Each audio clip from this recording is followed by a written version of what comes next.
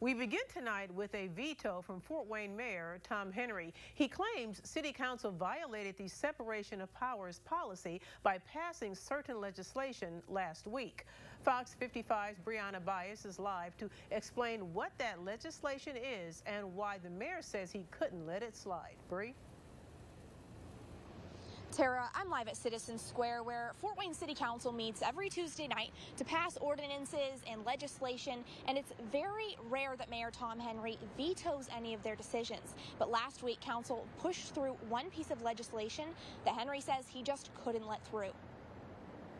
I think it's best for the community. Last week, Fort Wayne City Council voted through term limits for mayoral appointees. All those in favor, please signify by saying aye. Aye. Opposed? Opposed. The ayes had it, but Mayor Tom Henry is opposed. He vetoed the term limits this morning, and in a statement, he called the council's vote legislative overreach. I would have preferred if council did not go down that road. Councilman Russ Yale agrees with Henry that there should not be term limits for people on the mayor's staff. But since there are now term limits for city council, he thinks the branches should be even. What you don't want is all of one side, the executive side's appointments, to have one set of rules, and then the legislative side not have those rules. But during last week's city council meeting, Council President Glenn Hines argued term limits would help diversify city leaders.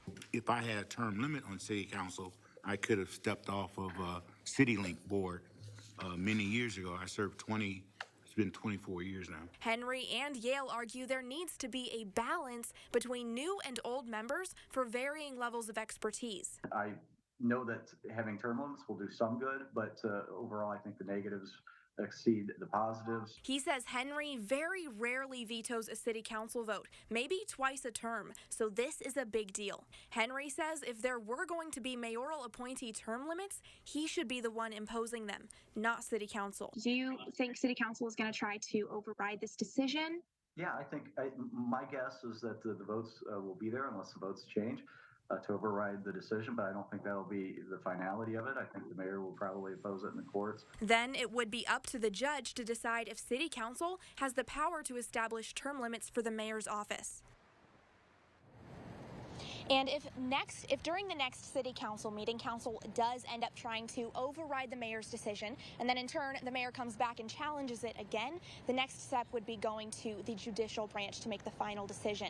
And Yale says it would probably take a few months for all of that to wrap up. And of course, Fox 55 will keep you updated on air and online as this progresses. Live in Fort Wayne, I'm Brianna Bias, Fox 55 News.